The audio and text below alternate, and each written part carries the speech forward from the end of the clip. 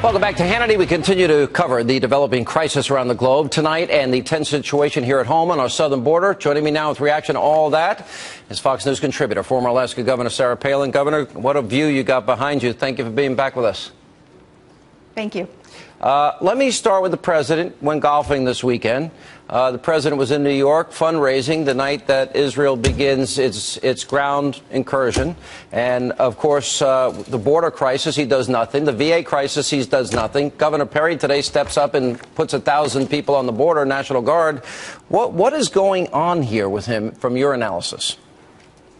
Well, he's obviously very disconnected to what people are going through in real life, as we outside of that Washington, D.C. bubble are quite concerned about the Middle East being a tinderbox, about the domestic issues that are really adversely affecting all of us. He's disconnected from that. But, you know, one of the specific issues going on right now is, as we have seen the airliner shot out of the sky, it's reminiscent of back in '83. Remember when the Korean airliner was shot out of the sky? 269 souls were lost, I believe, in that.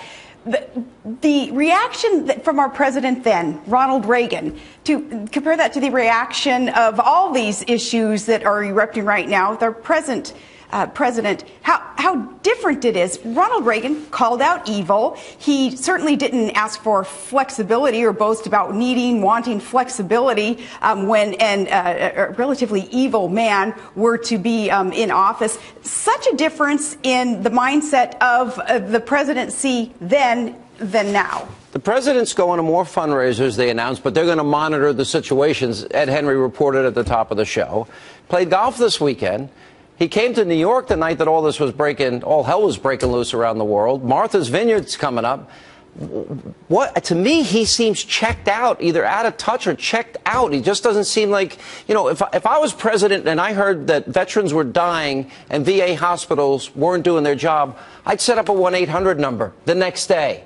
That's still not solved 2 months later. What is going on in his mind? How do you analyze this? Well, you know, other examples, too. You know, he was there in a border state when the crisis, the border crossing crisis, the invasion, if you will, of illegal immigrants really started erupting. He was in a border state and chose instead to go to fundraisers instead of visiting the border and seeing the consequences of the actions that he has taken that has caused these crises. Again, very disconnected. I think he is so far over his head. I mean, he's in over his head. We warned people in the campaign that he had no executive experience. He didn't have a resume at all that would prove a track record of knowing how to handle situations like this, being a community organizer with no real responsibilities.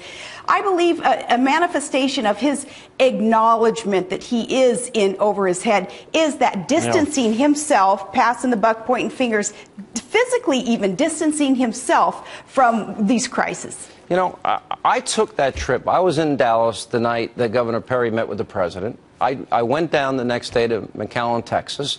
I sat in a briefing where I learned 642,000 crimes in 7 years were committed by illegal immigrants against Texas citizens.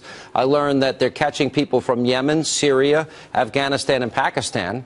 I don't think the president seems to either know or care about it. It's just bizarre to me that he spends all this time doing all this other stuff. Let me ask you about Eric Holder. You made some comments. He responded, and I want to get your chance to respond to his attacks against you. There's a certain level of vehemence, it seems to me, that's directed at me, directed at the president. You know, people talk about taking their country back.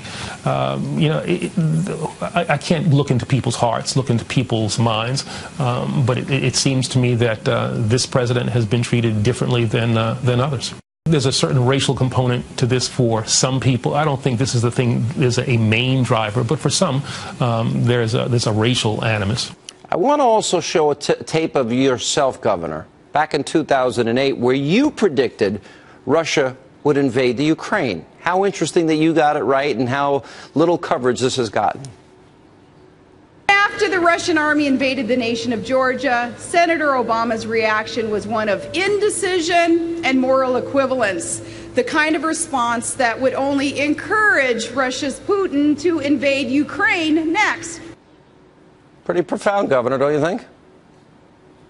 Oh, yeah, real profound. Well, you know, who couldn't see it coming when you're living here and you can see it right on over the, not from my house, but you can see, keep an eye on Putin and Russia from right here. No, I think that some obvious developments have taken place. And when we have a president who seems to be embracing this idea of shirking back as once this superpower, the shining city on a hill for the rest of the world to see and feel secure and wish to emulate, when we shrink that back now, and there is a vacuum now on the globe that is calling for leadership and calling for influence, that vacuum is being filled by evil men, and that's so unfortunate. It's not too late to get it back, though. You know, midterm elections will have a lot to do with getting that exceptionalism that is America, that message back on the globe. And we certainly need to elect people who understand it and will fight so hard for American exceptionalism. Again, the world will be a safer place. Hope the Republican Party gets their act together. Good to see you, Governor. Appreciate it. By the way, spectacular view behind you.